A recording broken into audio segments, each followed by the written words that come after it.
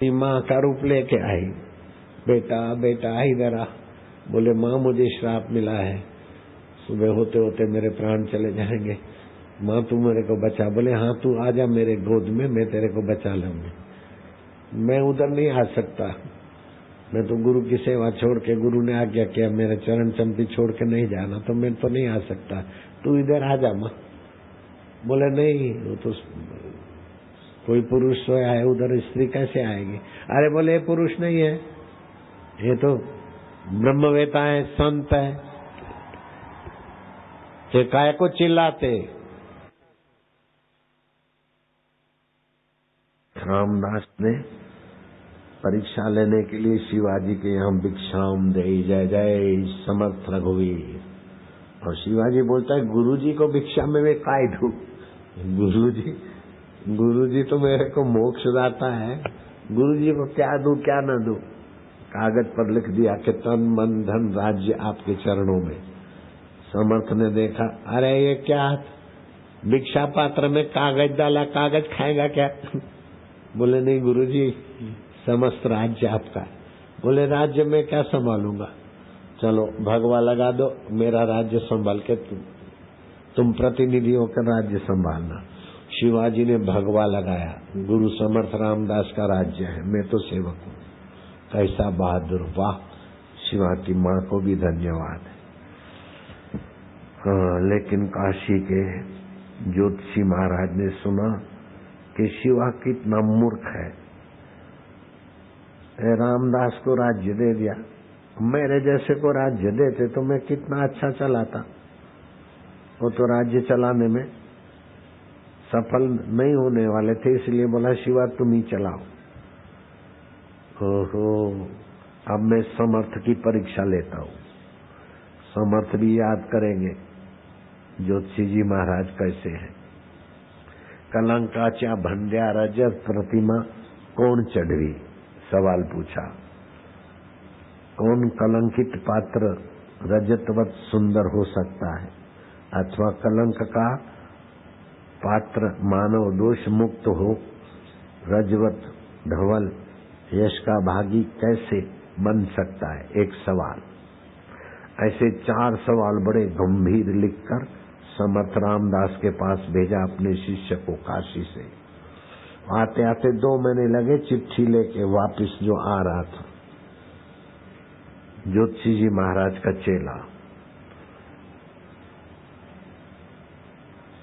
दूसरा सवाल था, रवीचे रश्मियाचे कवण नर तो तेज लपवी, सूर्य के प्रखर तेज रश्मि समूह को कौन मनुष्य ढांप सकता है? तीसरा सवाल था, विद्याची रेशा कवण नर तो भोग चुकवी, अर्थात विधाता की रेखा के भोग से कौन नर बचा सकता है? विधाता की रेखा से, विधाता के कोप से, विधाता की रेखा के भोग से कौन नर बचा सकता है? और चौथा प्रश्न था, कृतांताच्या दूता मरण समय कौन सीखे, मृत्यु के समय यमराज के दूतों को कौन टाल सकता है? समर्थ रामदास से उसने 4 प्रश्नों के उत्तर मंगवाए। समर्थ रामदास ने 2 प्रश्नों के उत्तर लिखकर भेज दिया। बोले 2 प्रश्न ऐसे हैं कि मैं काशी आऊंगा, रूबरू में तुमको अनुभव कराऊंगा। वो कागज पे लिख के भेजने योग्य नहीं है, प्रत्यक्ष उनका प्रमाण तुमको होगा तो संतोष होगा। अब पैदल यात्रा का जमाना, वो ज्योतिषी महाराज बड़े प्रसिद्ध थे और यक्षिणी की सिद्धि थी, राजे महाराजे उनको आदर देते थे। वो ज्योतिषी महाराज को पहला प्रश्न का उत्तर, कलंक वाच्योनी कनक प्रतिमा कांति न चढ़े, अर्थात कलंक से मुक्त रहकर भांड अर्थात बर्तन पर कलाई नहीं चढ़ सकती है, अर्थात जो भांडा बर्तन कलंकित है उसको पहले तपाना पड़ता है, तपा के फिर कलाई लगती है। ऐसे ही जो वापिस मनमुख होते हैं वो पश्चाताप की आग में तपते, फिर उनको पाप मुक्ति होती है, नहीं तो अवज्ञा का पाप उनको ले डूबेगा, पक्की बात है। कलंकित मानव ही पश्चाताप की अग्नि में जलता हुआ उस दिशा में अग्रसर होता है जहां उसका रूप दिव्य होकर कलई किए हुए बर्तन की तरह चमकता है। जो गुरु की अवज्ञा अथवा कोई पाप करता है, कोई कलंक लग गया उसको, गुरु के हृदय को ठेस पहुंचाने का कुछ भी दोष लग गया, वो पश्चाताप की आग के बिना जैसे बर्तन तपाकर फिर कलाई चढ़ती, ऐसे ही पश्चाताप की आग में तपेगा तब वो निर्दोष होगा। ऐसे ही माफी मिली तो वो पश्चाताप की आग में तपा नहीं तो उसके दोष बढ़ गए।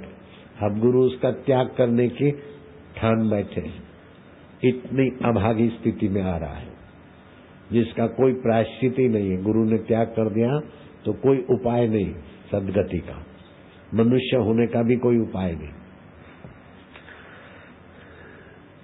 दूसरा सवाल था, हिमंताच्या योगे क्षण भरी तरी भास्कर डूबे। वर्षा ऋतु में आकाश में बादल आ जाने पर क्षण भर के लिए सही सूर्य संसार की दृष्टि से ओझल हो जाता है। समर्थ ने दो सवाल का जवाब तो दे दिया। भाई सूर्य को ओझल कौन कर देता है? बोले बादल। और कलंकित निर्दोष कैसे होता है? बोले पश्चाताप की आग से शुद्ध होकर फिर उसको जैसे बर्तन को कलाई चढ़ती। बाकी के दो प्रश्न का उत्तर मैं उधर आऊंगा और तुमको दूंगा।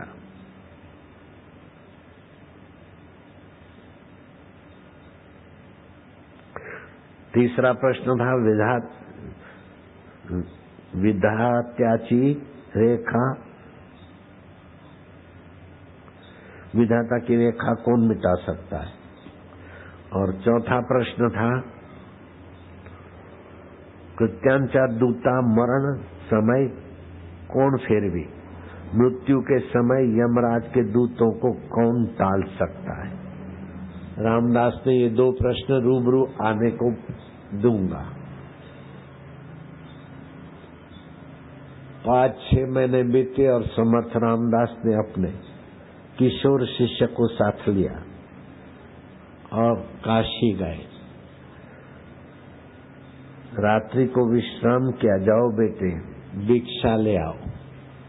अब भिक्षा लेने को भेजा, ऐसे रास्ते पे भेजा कि जहाँ उस पंडित के 4 चंडाल चौकड़ी लोगों की मजाक उड़ाते थे, प्रश्न उत्तर करते और लोगों को हमारा पंडित सर्वोपरि है ये दिखाते। ज्योतिषी महाराज, अरे बालक किधर जाता है?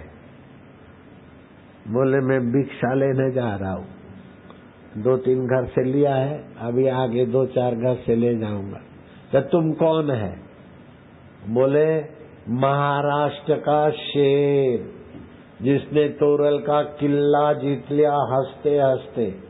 वो शेर जिस गुरु के चरणों में सारा राज्य समर्पित किया, वह शिवाजी महाराज के परम गुरु समर्थ रामदास का मैं शिष्य हूँ। और चंडाल चौकड़ी के लोग हंसे क्या, ओ मूर्ख शिवा ने समर्थ रामदास को राज्य दे दिया, उसका शिष्य है। ऐ शिवा मूर्ख नहीं है, शिवा को मूर्ख करने वाला मूर्ख और समर्थ रामदास साधारण गुरु नहीं है, वो महापुरुष है। अच्छा तुमको भिक्षा लेना है ना, जाओ एक घर बताते, तुमको ऐसी भिक्षा मिलेगी कि फिर कभी भिक्षा मांगना ही नहीं पड़ेगा।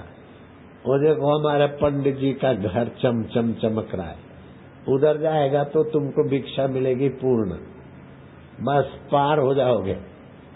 अब वो किशोर 11 साल का गया ज्योतिषी जी पंडित के द्वार पर। पंडित अंदर थे।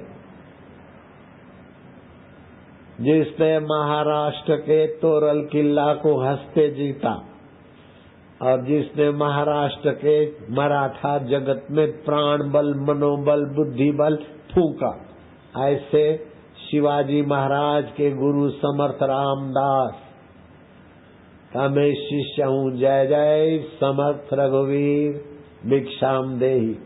ओ पंडित को तो पहले ही रामदास का नाम सुन के गुस्सा था। समर्थ रामदास को राज्य कैसे मिल गया? मेरा शिष्य होना चाहिए शिवाजी। ऐसी जेल से तप रहा था।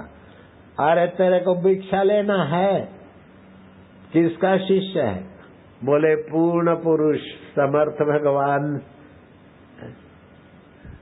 स्वरूप समर्थ रामदास का शिष्य हूँ मैं। जा कल सुबह सूर्योदय के पहले तू मर जा, इतना भिक्षा तेरे को देता हूँ कि भिक्षा मांगनी नहीं पड़ेगी। और लड़का तो डरा कि इतना बड़ा प्रसिद्ध ज्योतिषी महाराज, उसका वचन मिथ्या नहीं होता, ये सब पंडित बोलते थे। और भिक्षा में ये मिला के, भिक्षा में ये तेरे को देता हूँ कि कल सुबह सूर्योदय होते ही तुम मर जाएगा। वो तो बेचारा वापस आया। समर्थ रामदास को सुनाया कि भिक्षा में मेरे को पंडितों ने, चंगनाल चौकड़ी के थे, मेरी मजाक उड़ाया। फिर बोला उधर ही भिक्षा मिलेगा, भिक्षा मांगनी नहीं पड़ेगी। तो मेरे को तो श्राप मिल गया, कल सुबह होते होते तेरा प्राणांत हो जाएगा मूर्ख। समर्थ के गीत गाता है मेरे आगे, काशी का ज्योतिषी जी महाराज के आगे समर्थ क्या होते, ऐसा ऐसा बोलता था। बोले तो चिंता करो ना कबूलगा, है ना, चिंता न करता है, चिंता न करता। लेकिन रात हुई, कल सुबह तो मैं मर जाऊंगा गुरुजी। अरे कल सुबह होने देना, कैसे मरता है तू? रात्रि हुई, समर्थ ने बोला मेरा बिस्तरा लगाओ, लगाया। बोले आप देखो, जब तक मैं सोया रहूं तब तक तुम मेरे चरण छोड़ के जाना नहीं और मेरे चरण सेवा करना। मैं जब उठूंगा बोलूंगा जा, तब जाना, वापिस ऐसे भागना नहीं, भगोड़ा मत बनना, अभागा मत बनना वापिस जैसा। ये मैंने मिलाया है। अब उधर पंडित ने जो श्राप दे दिया तो अपनी यक्षिणी सिद्धि का मंत्र करने लगा, तो उस कुमार के प्राणांत करो। तो यक्षिणी अपने भक्त का कार्य सिद्ध करने के लिए सोचा कि वो भक्त की माँ का कैसा भी स्वरूप है मैं बन जाऊं, तो यक्षिणी बन गई। महाराष्ट्र का 11 साल का बच्चे की माँ बन गई। बेटा तू इधर आ गया। बोले माँ मेरे को श्राप मिला है, सुबह सूरज उगते उगते मेरे को काशी के ज्योतिषी महाराज बोले सूर्य उदय होते तू मर जाएगा। नहीं नहीं मेरे बेटा इधर आ, मैं तेरे को अपने गले लगाती हूँ। अब थी तो यक्षिणी और बेटे के आगे माँ बन के इधर आ। बोले माँ मैं उधर नहीं आ सकता, गुरु ने आज्ञा किया ये जगह छोड़ के नहीं जाना है, तू ही आ जा माँ, मेरे को अपना आशीर्वाद दे। बोले उधर में नहीं आ सकती हूँ, पर पुरुष के पास महान नारी कैसे जाएगी? अरे बोले तू मूर्ख स्त्री है कि मेरी माँ है, ये पर पुरुष है। समर्थ रामदास तो ब्रह्म पुरुष है, ब्रह्म पुरुष कोई पर पुरुष होता है? ये परमात्मा स्वरूप है।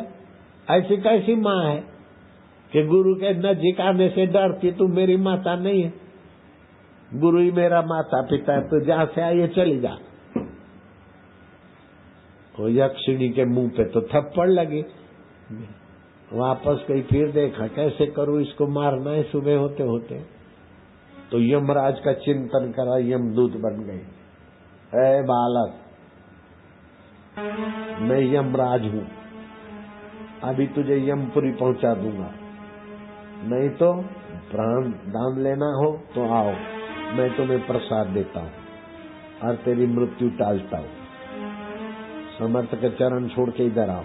बोले नहीं, गुरुजी ने आज्ञा दिया न बस हो गया, उधर तो मैं नहीं आ सकता।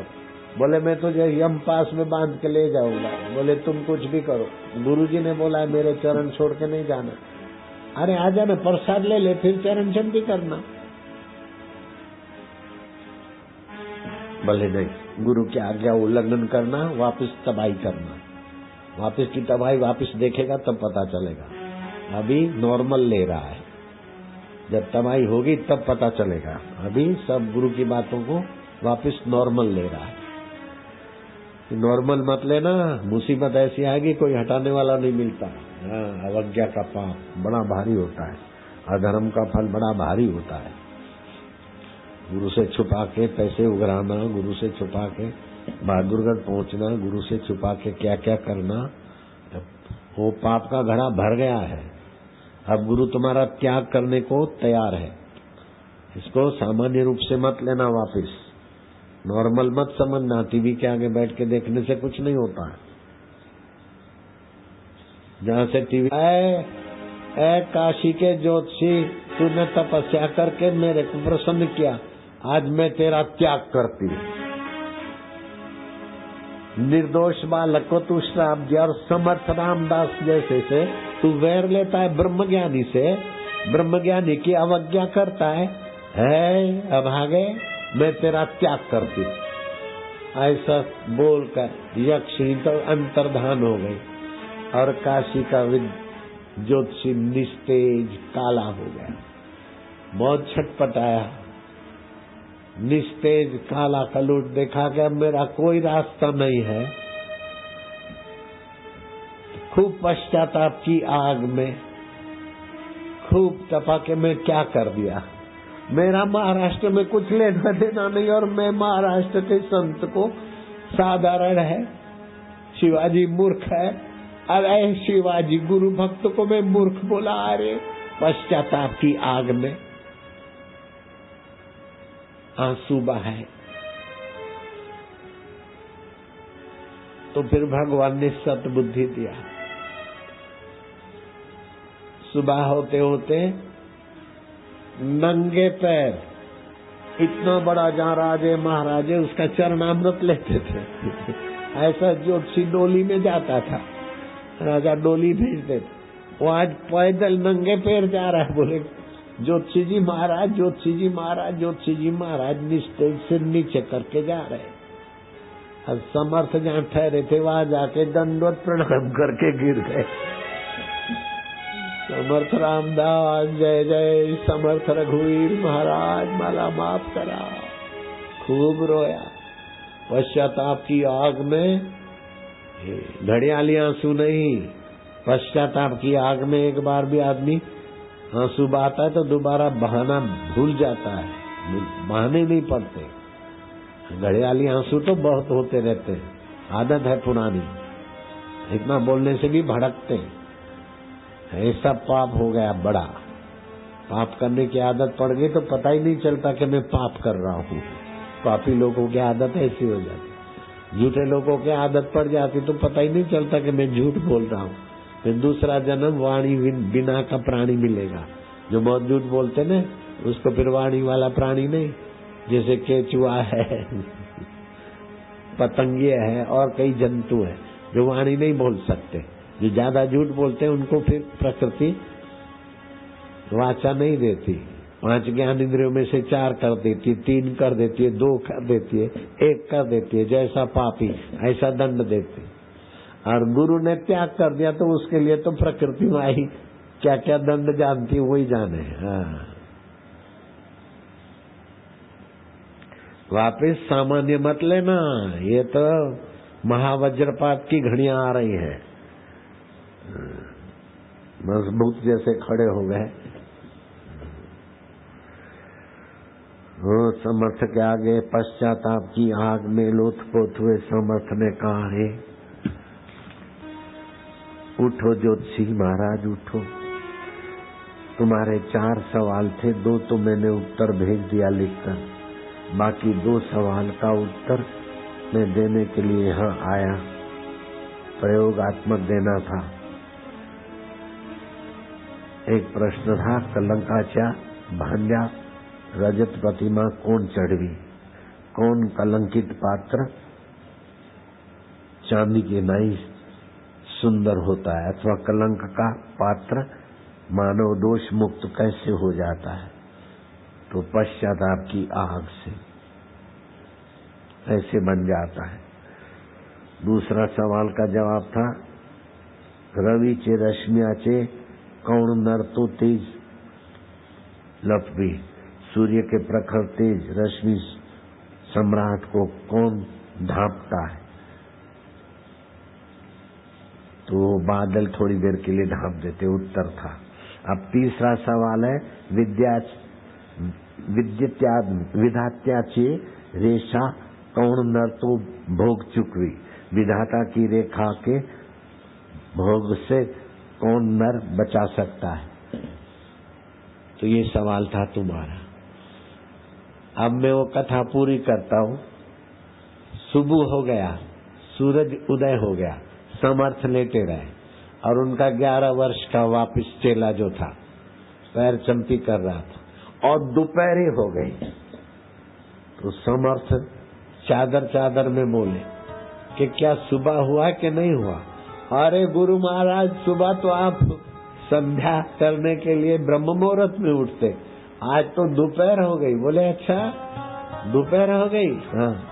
सूरज चढ़ गया? बोले हाँ। तो तू मरा क्यों नहीं? मरे कैसे? समर्थ ब्रह्म भाव में थे और वो चरण से चंपी कर रहा है, मरेगा कैसे? विधाता की लेख की रेख हो गई।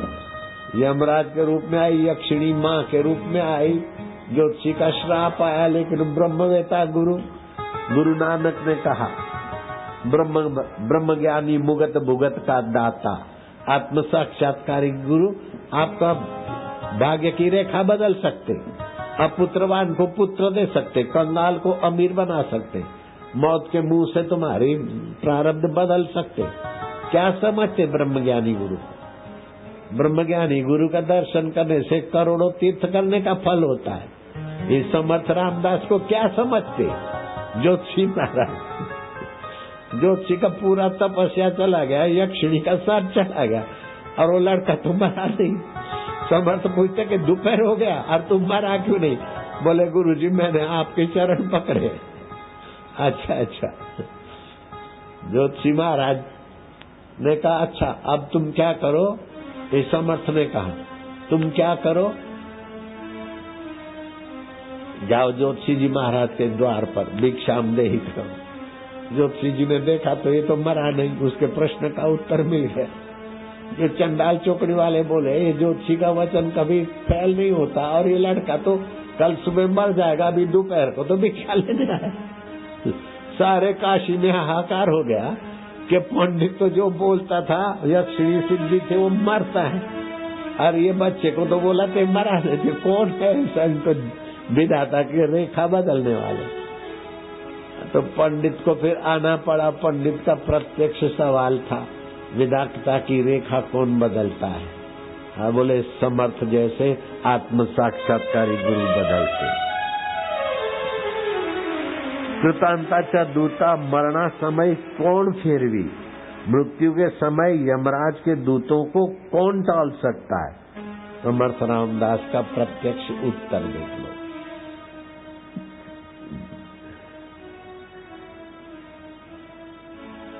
विधाता की रेखा कौन टाल सकता है और मृत्यु के यमदूतों को कौन टाल सकता है? 2 प्रश्नों का उत्तर मैंने तुमको इधर आके दिया। अब यक्षिणी की सिद्धि तो तुम्हारी नष्ट हो गई, लेकिन पश्चाताप की आग से तुम शुद्ध होकर मेरी शरण आए हो तो तुम्हारी वाक सिद्धि रहेगी, लेकिन लोगों को दबाने के लिए नहीं, लोगों के कल्याण के लिए, सत्संग के लिए, हिंदू धर्म का प्रचार करने के लिए तुम्हारी वाक सिद्धि रहेगी। हाय समर्थ रामदास, तुमको 1000 बार प्रणाम है। तुम्हारे ने आखिर आशीर्वाद देकर उसकी वाक सिद्धि की रक्षा की। हे महाराष्ट्र के संत समर्थ, जय हो समर्थ रामदास, तुम्हारी जय हो, जय जय जय समर्थ रघुवीर, जय जय समर्थ रामदास, जय जय। और उनके 11 साल के शिष्य को भी हम तो प्रणाम करते। बालक 11 साल का और समर्थ बोलते तू मैं जब पग दादू रात भर जब तक मैं उठता नहीं तेरे को बोलता नहीं जाने को तो जाना नहीं।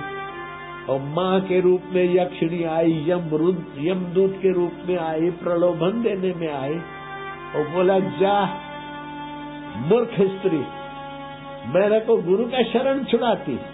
और वापिस तो ऐसे गुरु की शरण छोड़ के छुप के आतंकवादी भी ऐसे छुप के नहीं जाते, ऐसे वापिस गुरु को धोखा देके भागते रहते। आज तक गुरु ने ढका के साधना में गए, अरे भगोड़ा है साधना में कहा गया, पिक्चर बाज सिगरेट बाज, हम उसका त्याग करने की अवस्था में आ रहे हैं। बहुत धोखे दिए वापिस में। विधाता की रेखा को गुरुजी टाल देते, मृत्यु को हटा देते। ऐसे शिष्यों का ऐसा नहीं, धोखेबाज शिष्यों के लिए गुरु का हृदय वापस आ जाता है। गुरु तो क्या क्या देना चाहते थे, लेकिन धोखेबाज लोग उतना भी हजम नहीं कर सके, वह मन कर रहे। अब आगे दारूडिया माँ बाप के औलाद, दारूडिया जी औलाद आखिर में जो रूप रंग देखा रही, कुत्ता क्या जाने पकवान को, दारूड़ी की संतान क्या जाने गुरु की कृपा को। तो गुरु की कृपा को ठुकरा दिया था, जाओ ठुकराते रहो। गुरु की आज्ञा को, गुरु की कृपा को ठुकराने वाला अभी ठोकरे खाने के मैदान में आ जाएगा थोड़े ही महीनों में। ज्योतिषी महाराज को तो समर्थ रामदास ने पश्चाताप की आग में अपने को खूब तपाया जलाया, फुट फुट के आंसू बहाए, माफी मांगी अच्छी तरह से। खाली ऐसा नहीं भूत जैसा खड़ा हो जाए, दो हाथ से दिखा दिया, नहीं, हृदय का पश्चाताप। घड़ियाली आंसू होते तो समर्थ बोलते जा, घड़ियाली आंसू नहीं थे। सचमुच का पश्चाताप की आग थी। जो आंसू बहाता है तो दूसरी बार ऐसी गलती कैसे कर सकता है? सच्चा पश्चाताप वाला दोबारा गलती नहीं करता। ये तो नाटक है रोज का, घड़ियाली आंसू है। थोड़े दिन हुए भगे, फिर आए, फिर भगे, फिर भगे, फिर भगे।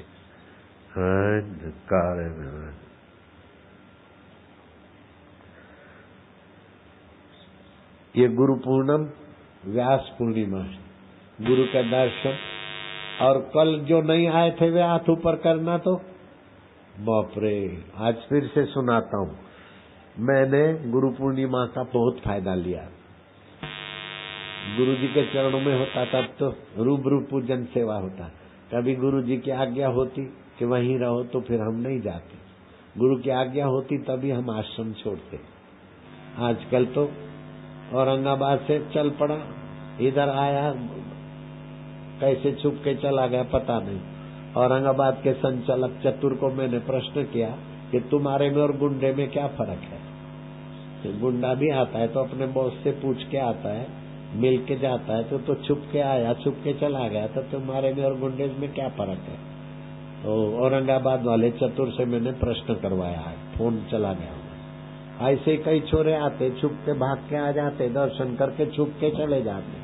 तो तुम्हारे में और गुंडे में क्या फर्क? तुम तो गुंडे से भी नीचे। गुरु की आज्ञा लिए बिना आश्रम छोड़ के चले गए, और गुरु के मिले बिना, गुरु को दर्शन एंट्री करे बिना फिर भाग गए। तो तुम्हारे से तो गुंडे अच्छे। ऐसा प्रश्न मैं पूछा चतुर से, औरंगाबाद वाले चतुर से। मनमुख हो जाते। मैंने साईं के दर्शन किया तो छुप के दर्शन किया, उसका फल थोड़े होता है, गुरु जी की निगाह में होना चाहिए। आश्रम का संचालक है तो दूसरे लोग तो कैसे भी दर्शन करते तो फलता है, लेकिन जो मेन आदमी आश्रम का है, आश्रम छोड़ के आया तो इधर गुरु को पता चलना चाहिए, तो आश्रम छोड़ के आया। ऐसे आश्रम छोड़ दिया और ऐसे ही गुरु का दर्शन करके धोखा करके भाग गए। ऐसे लोगों को पुण्य के बदले पाप होता है। मुफ्त में गुरु मिलते हैं तो चतुर जैसे लोग और वापिस लोग जैसे लोग बदमाश हो जाते। हाँ, तपस्या करके गुरु मिलते तो कदर होती है। हमको बहुत मेहनत के बाद गुरु मिले तो हमने कदर किया, और दूसरे लोग तो ऐसे ही भटकते हो गए। अब अपनी अपनी माला निकालो। जो गुरु दीक्षा लिए हैं अभी ठहरो, उल्टे कान में उंगली डालो, मैं आशीर्वाद मंत्र देता हूँ। ये आशीर्वाद मंत्र से हार्ट अटैक नहीं होगा, हाई बीपी नहीं होगी, लो बीपी नहीं होगी, काविड़ नहीं होगा। अगर काविड़ है तो 50 माला जप करेंगे, काविड़ उतर जाएगा। 100 माला जप करेंगे तो शनि देवता का ग्रह चला जाएगा। 10 माला कुछ दिन जप करेंगे तो पति पत्नी के झगड़े शांत हो जाएंगे। मंत्र है जैसे ओम ब्रह्म